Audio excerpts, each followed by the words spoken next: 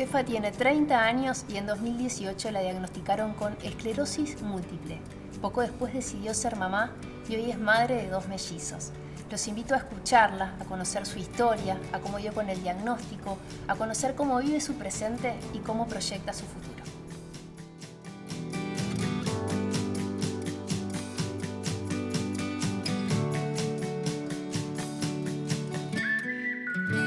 Hola Fefa, gracias por conversar conmigo un ratito. Vamos a estar conversando de tu historia de vida y de la esclerosis múltiple que sé que padeces hace un par de años. Y yo la verdad es que te veo y no digo, es una persona sana. Sí, es que son síntomas invisibles los que más mayoritariamente tenemos las personas con esclerosis múltiple o los que son más difíciles de transmitir. Entonces vos me decís, te veo bien, y es que en realidad son pocas las cosas que se me pueden notar. La esclerosis múltiple es una enfermedad autoinmune, degenerativa.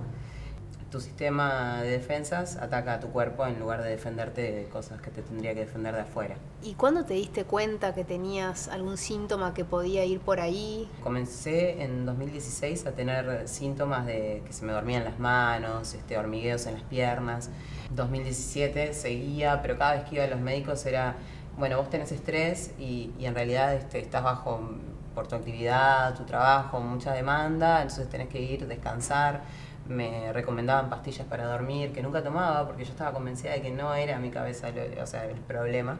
En 2018 estoy con mucho trabajo, la mano derecha se me duerme, después el brazo, me peinaba y el cuero cabelludo no lo sentía como un fuerte ruido, pero no sentía la piel, la cara se me duerme y empiezo a notar que cuando voy caminando me voy para el costado.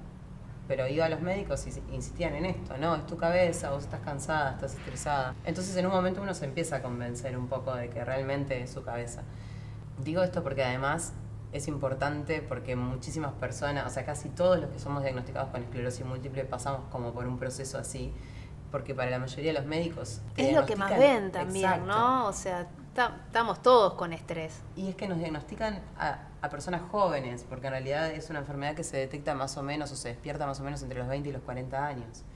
Entonces, claro, recibís a una persona de 25 años, 26 tenía yo, que te dice que trabaja muchísimo, que está todo el día afuera de la casa, que come mal, que, bueno, nada, es por tu actividad que te está pasando esto.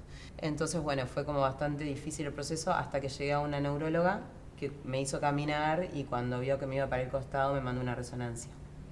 Yo esto lo veo como un tubo en el que entro y ahí modifica mi vida por completo, ¿no? Entré a ese tubo y yo era una Fefa persona, y salió otra con otra etiqueta. Exactamente. Porque en realidad en esos momentos también estás adentro de un cuerpo incómodo que no entendés, que no responde a lo que vos querés que responda. O sea, das una orden y de repente, o sea, para mover el brazo y de repente no sentís el brazo. Exacto. ¿Es eso? El cuerpo no lo hace. Le decís a la pierna mantenete fuerte y la pierna no se mantiene fuerte. Entonces uno también empieza como a tener miedo hasta de llegar a un diagnóstico. Entonces yo venía intentando postergarlo de alguna manera y tuve mucha suerte de que tuve muchos amigos y mi pareja en ese momento me acompañó muchísimo. Y bueno, y ahí llego al día antes de cumplir 27 años, voy a un médico, que es ahora mi médico tratante, y me dice, bueno, sos joven y me da mucha pena decirte esto, pero lo que yo veo acá es claramente lesiones por esclerosis múltiple. Es algo que se ve en una resonancia, no puede ser otra cosa, no puede ser una lesión por un accidente, por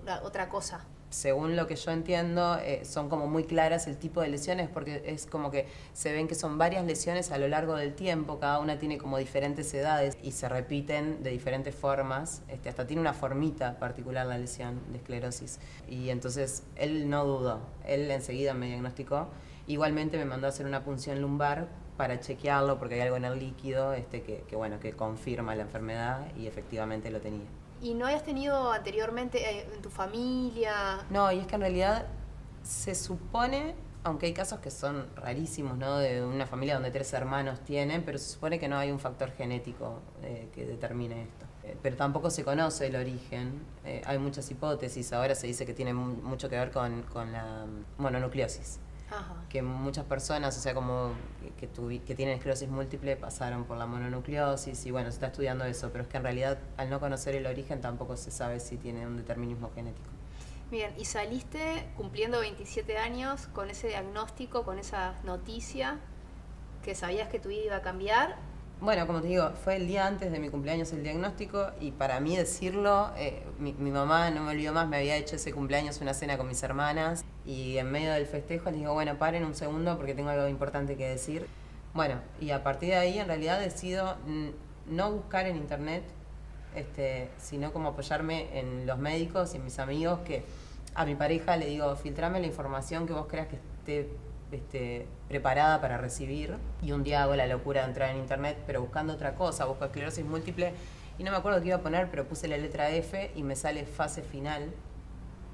Y entonces ahí me entero que hay un tipo de esclerosis que la mía no es, pero puede mutar a esa. Yo me acuerdo que bajé, estaba en el piso de arriba, bajé y empecé a rezongarlo. Y él me decía, no, es que en realidad, bueno, estás viendo internet, estás viendo lo peor. O sea, vas a ver noticias de Irak y no vas a ver que pusieron una escuela, vas a ver que pusieron una bomba. Entonces, bueno, eso es más o menos lo que me pasó con internet y no accedo, no voy. Me pasan varias cosas, ¿no? Porque te pasan diferentes planos. Yo tenía un cargo de jerarquía dentro de la empresa que trabajaba y empiezo a dudar de si... Trabajás en publicidad, que no es menor por el tipo de estrés que manejan, ¿no? Exacto. Y muchas horas y mucha demanda y varios proyectos al mismo tiempo. Y yo en ese momento estaba como productora ejecutiva y entonces empiezo a cuestionarme yo si voy a poder seguir con la tarea, pero además empiezo en un proceso que para mí fue durísimo, que fue cómo me van a ver. Porque muchas personas con esclerosis me dijeron, yo no lo digo, porque me voy a quedar sin trabajo, porque me van a mirar, porque me van a juzgar, y yo nunca dudé en decirlo. De hecho, muchísima gente me estaba acompañando, yo antes había trabajado en los medios, antes que en la publicidad, mucha gente de los medios que me había pasado un médico, dado una ayuda. Entonces, bueno, dije, bueno, para todos los que me ayudaron en redes, ¿no? Bueno, les cuento que tengo un diagnóstico, es esclerosis múltiple, y mi pareja me dijo, ¿cómo lo dijiste?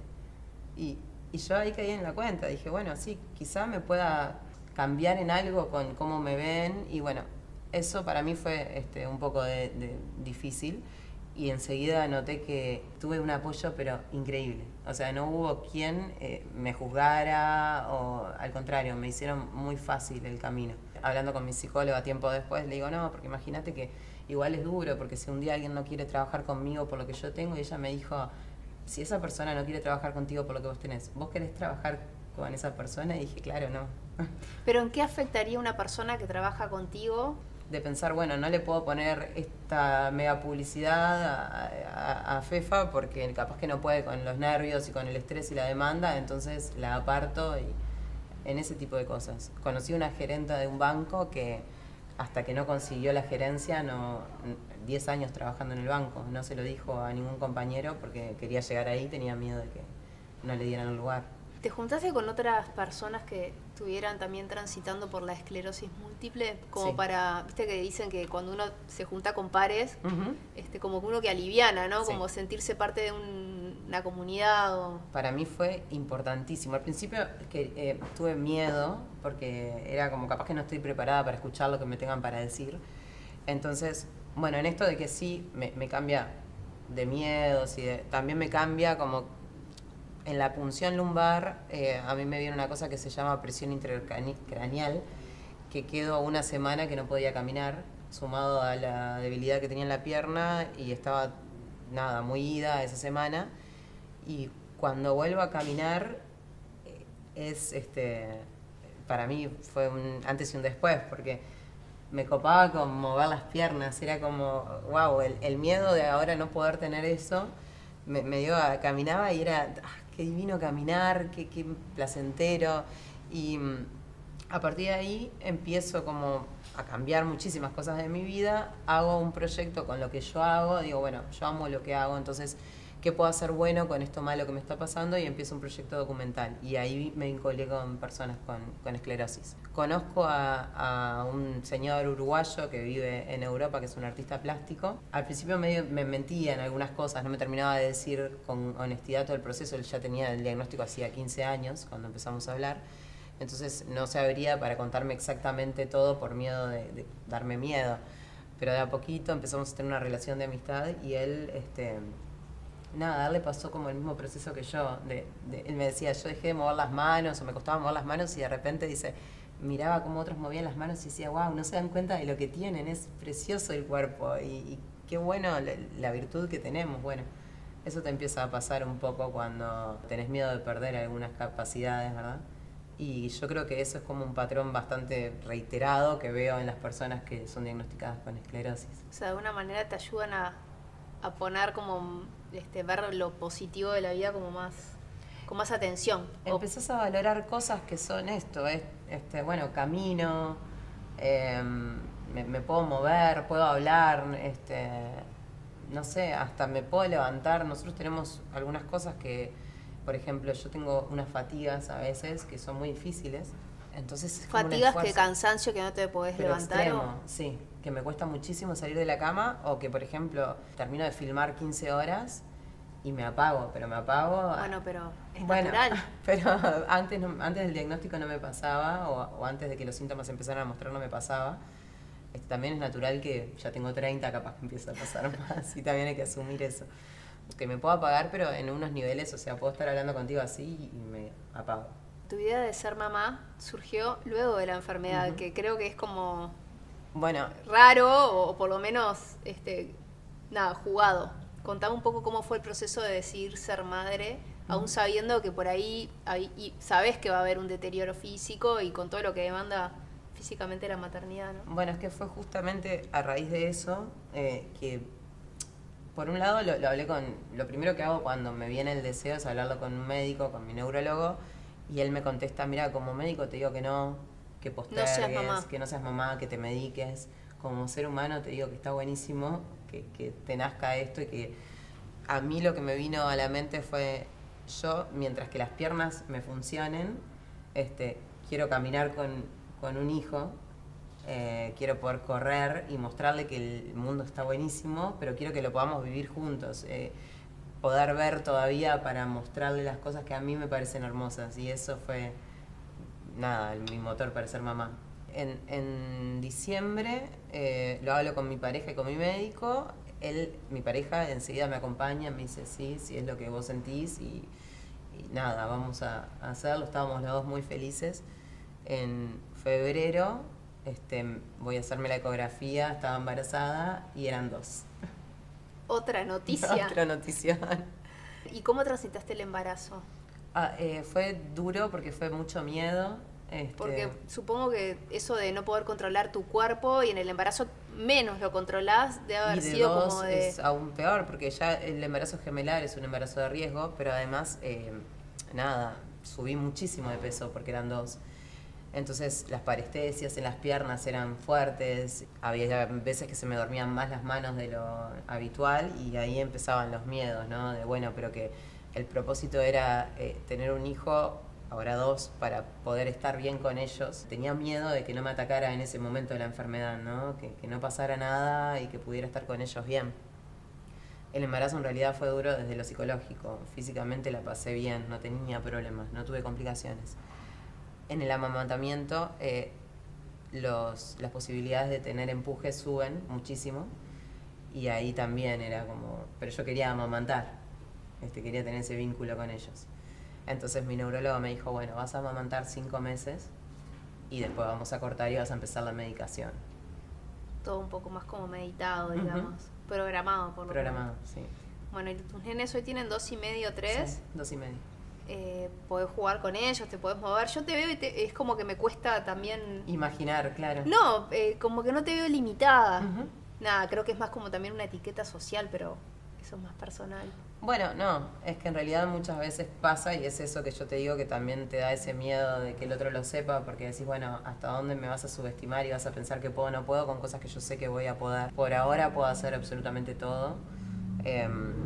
Hay veces que sí, me pasa lo de la fatiga, pero también pienso, bueno, son mellizos, son agotadores. A ver, hablas con cualquier madre de mellizo y te vas a sentir igual identificada. Es más, desde lo psicológico a veces tenés miedo de cuándo va a venir el siguiente empuje, y que no vaya a ser grande, que pueda pasar con ellos el mayor rato y que la enfermedad no mute a la versión peor, que los pueda acompañar, que pueda estar para ellos. Y después, a mí, ponerme en esos lugares que te decía con el trabajo y decir tengo esclerosis múltiple sin tapujos, me puso en un lugar que yo antes no ocupaba, que fue un lugar de vulnerabilidad. Y sentirme que me puedo poner vulnerable y que puedo estar vulnerable a la mirada de los otros, contrario a lo que pensaba, me hizo fuerte, me hizo absolutamente fuerte. Me di cuenta de que puedo aceptar debilidades y eso me hace una mujer mucho más fuerte.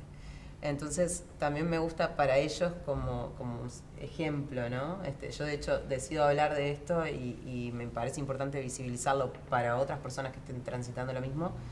Y también me gusta que ellos en un futuro sepan, bueno, mamá no pasaba mal de la cabeza con esto, ni sufría, sino que nada, le dio más ganas de estar con nosotros y de disfrutar la vida y eso. Seguro se te acerca gente, personas que reciben el diagnóstico y siempre uno trata de buscar algún salvavidas o por lo menos alguna referencia de alguien que conozca. ¿Qué les decís?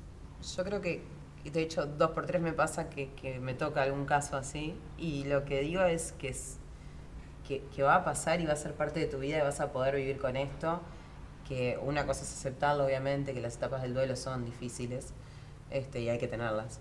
A mí me parece como fundamental saber que un día te vas a despertar sin pensar en esto, que a mí era algo que en los primeros meses me volvía loca, que vas a poder tener una vida normal. No existe vivir con miedo porque todos tenemos esa inestabilidad en la vida, ¿no? Solamente que algunos tenemos como más probabilidades de que las cosas se compliquen. Pero en realidad es como, nada, que es parte de la vida. A mí una vez me dijo una psicóloga que bueno, que yo tenía que vivir un proceso de enojarme. Y yo le decía, ¿con qué me voy a enojar si esto no me lo hizo nadie? Hasta que en un momento me enojé y muchísimo. ¿Con qué te enojaste? ¿Con tu cuerpo o con...? Con el mundo. Una noche estaba sola tomando un vaso de agua y me cayó todo. Fue como, ¿por qué esto a mí? ¿Qué hice? No encontraba como la explicación y por qué me pasa.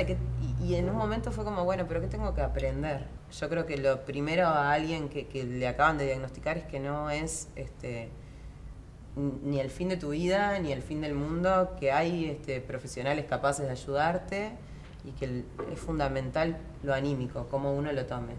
Que lo emocional tiene muchísimo que ver con cómo repercute en el cuerpo, ¿no? Con lo físico. Y realmente es como uno lo tome.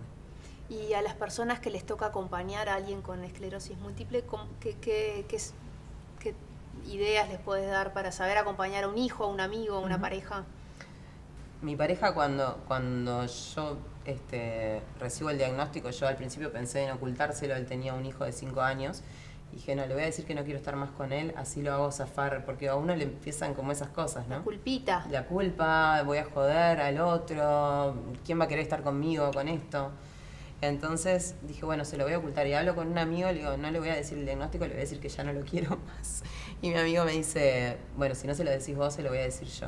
Y cuando se lo digo, digo, bueno, alejate, ¿no? Tenés que ocuparte de tu vida, de tu hijo, no vas a andar cargando conmigo. Y él me dijo, no, no me pensaba alejar antes, pero menos ahora.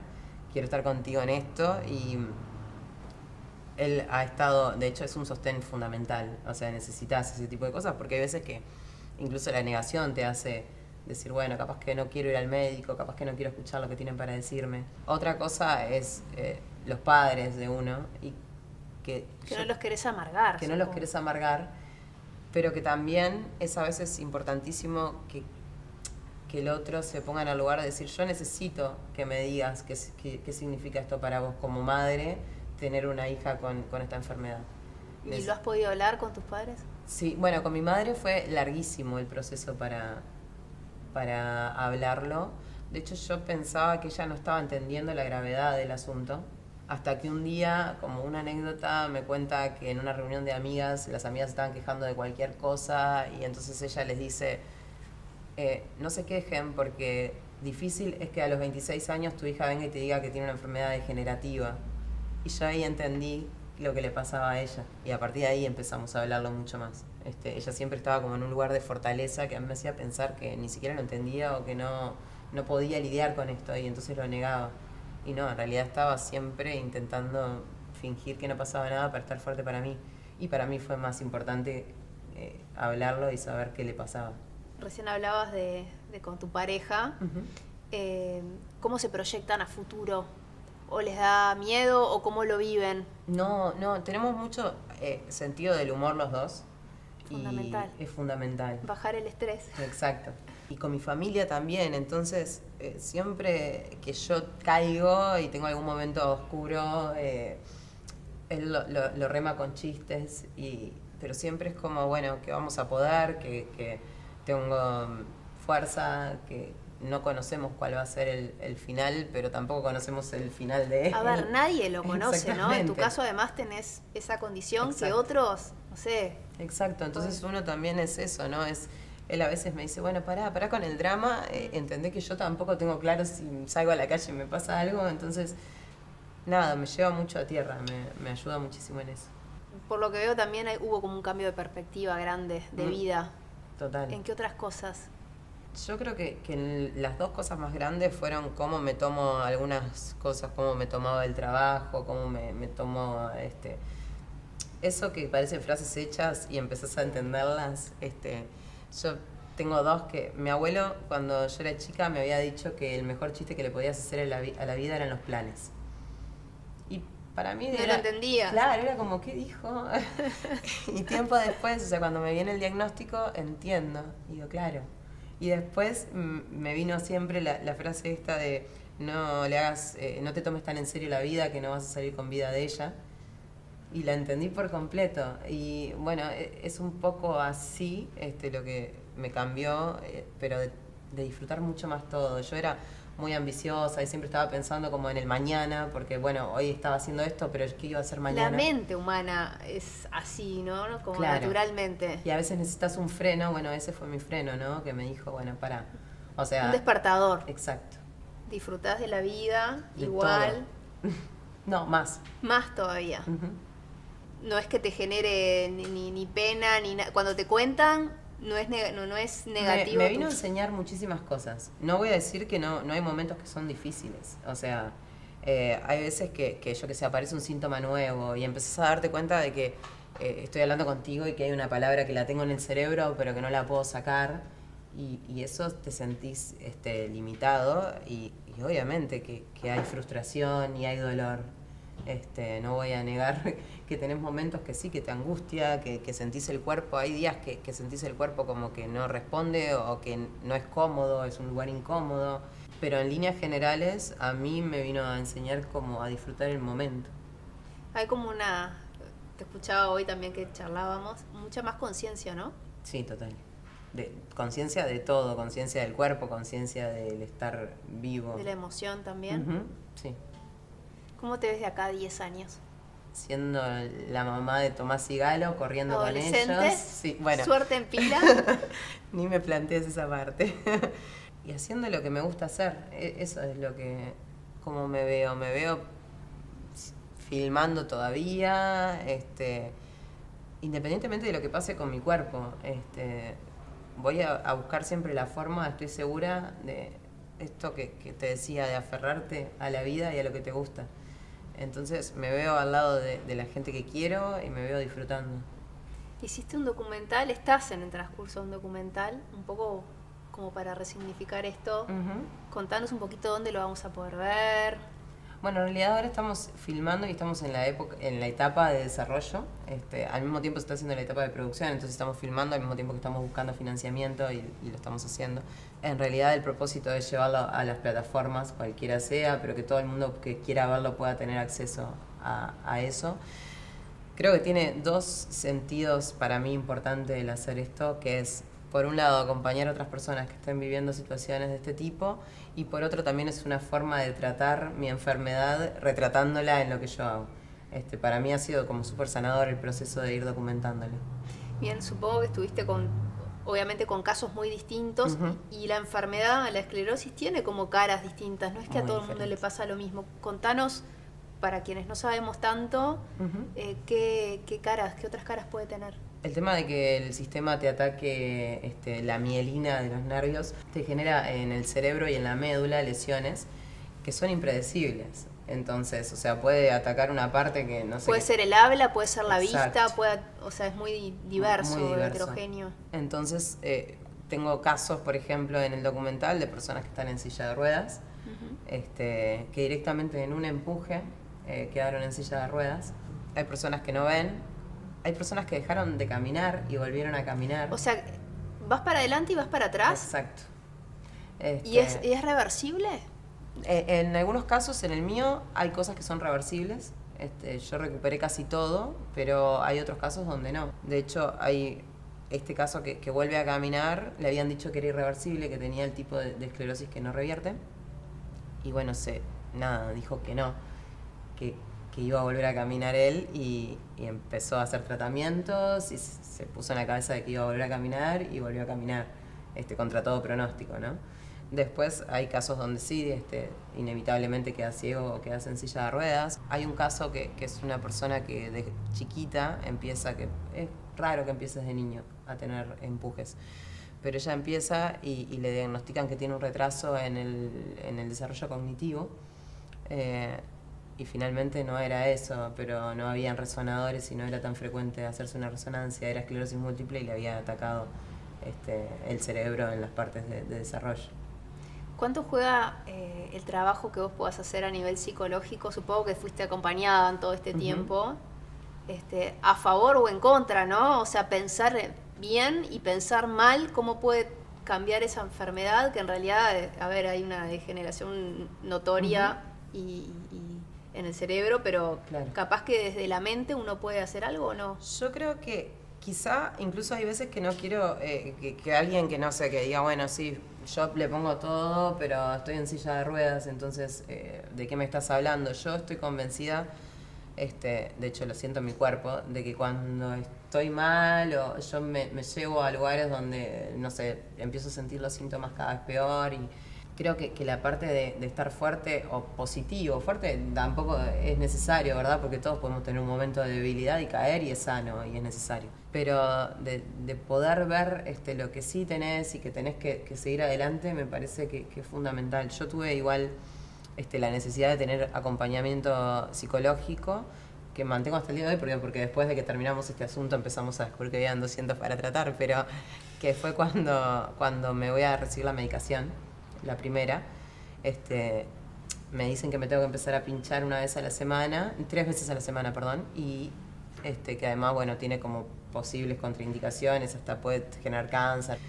Y para mí era todo negativo de la medicación, era agredir mi cuerpo, pincharme, la posibilidad de enfermarlo más, entonces no le veía el lado bueno a medicarme. Mi terapeuta me acompañó hasta que empecé a darme cuenta de que, claro, de que realmente no era todo negativo, sino que era ese monstruo gigante que yo veía que se me venía de arriba, en realidad cuando lo tuve adelante y era esa inyección, era chiquito y solamente me iba a ayudar. ¿Se puede transitar la enfermedad sin medicación? Yo ahora estoy sin medicación porque tuve un fallo terapéutico. Hay personas que deciden seguir siempre sin medicación. Yo lo decidí ahora porque inmunodeprimirme en la época de la pandemia me daba un poco de miedo. Realmente si ves a las personas que tuvieron el diagnóstico en los años 50, cómo están ahora en los 70, donde no había medicación, cómo envejecieron, no hay comparación con cómo están las personas que recibieron medicación. O sea, hay evidencia científica de que ayuda. Ayuda, no hay cura, no hay una medicación que te cure. Pero hay medicaciones que lo que hacen es impedir que te ataque tan seguido. Entonces que te bajan de las posibilidades de 3 a 1, ¿viste? Entonces yo creo necesaria la medicación y ahora hay un desarrollo en la investigación como muy grande y muy potente, muy veloz que se dio a raíz de la vacuna del COVID, que se encontraron posibles medicaciones para la esclerosis múltiple y yo aplaudo que se vaya hacia ese lado porque quizá en 10 años no tengamos la cura, pero tengamos algo que efectivamente la frene y que ya no haya forma de que el sistema te ataque. ¿Encontraste un para qué? ¿Encontré un para qué de la enfermedad? No, encontré muchos. Encontré que esto vino a darme como muchísimas cosas. No le encuentro un para qué a muchísimas cosas y eso me gusta. Para aprender a disfrutar. Y para cambiar mis propósitos. Yo era una persona que solamente amo lo que hago, pero solamente pensaba que mi vida transcurría por ahí y era correcto. Y bueno, me di cuenta de que hay muchísimas más cosas que me gustan de la vida y fue gracias a eso. Yo creo que me vino a enseñar no un para qué, sino como muchísimos para qué. Gracias, Fefa. Gracias a vos, Karen. Y te voy a obsequiar algo de parte de San Roque. Muchísimas gracias. Para que lo disfrutes. Gracias a ustedes por invitarme. Para esta buena vida que se viene. Gracias, Karen. Gracias.